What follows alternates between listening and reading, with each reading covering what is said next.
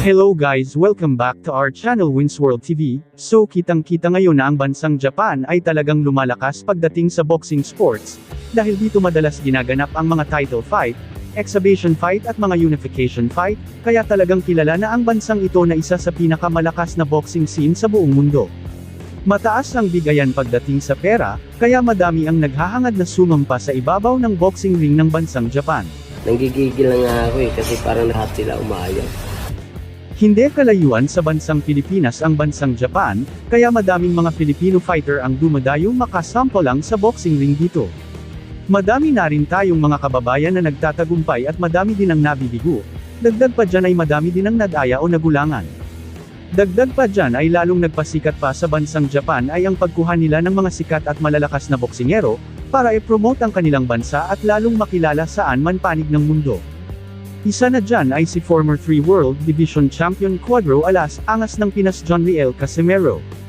Hindi may kakaila na talagang malaki ang tinulong sa bansang Japan itong pambato natin na si John Riel Casimero, dahil ang kanyang promoter ay isang Japanese. Malaki rin naman ang naitulong ng bansang Japan kay John Riel Casimero dahil sa pagkuha nito sa kanya bilang isa sa pangunahing manlalaban, sa makatuwid ay give and take lang. Tinuturing ngayon ng karamihan lalong-lalo na ang bansang Japan na si John Riel Casimero ay isang The Japanese Slayer, kasalukuyan sa Super Bantamweight Division na kahanay sa division ng The Japanese Monster Naoya Inoue. Feels on a fruit machine when that right hand landed. There's the jab, there's the right hand, and everything was short-circuited.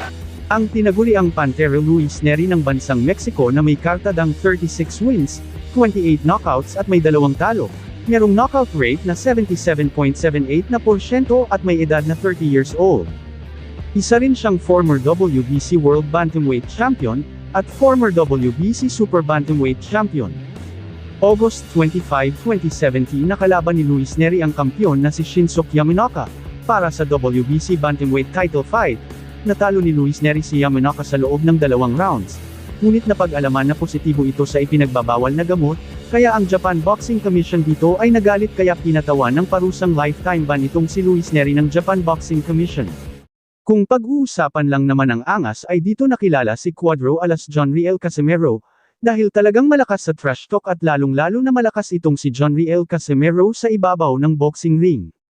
Ginimbal ni John Riel Casimero itong si Kenya Yamashita, kasunod nun ay dapat sanang laban at natultukan na sana ang laban Casimero vs Naoya Inoue, ngunit dahil sa pandemya ay hindi ito natuloy, mapasa hanggang ngayon ay hindi peren ito natutuloy, ngunit madami peren ang may gusto na maganap na ang labanan Naoya Inoue vs John Riel Casimero.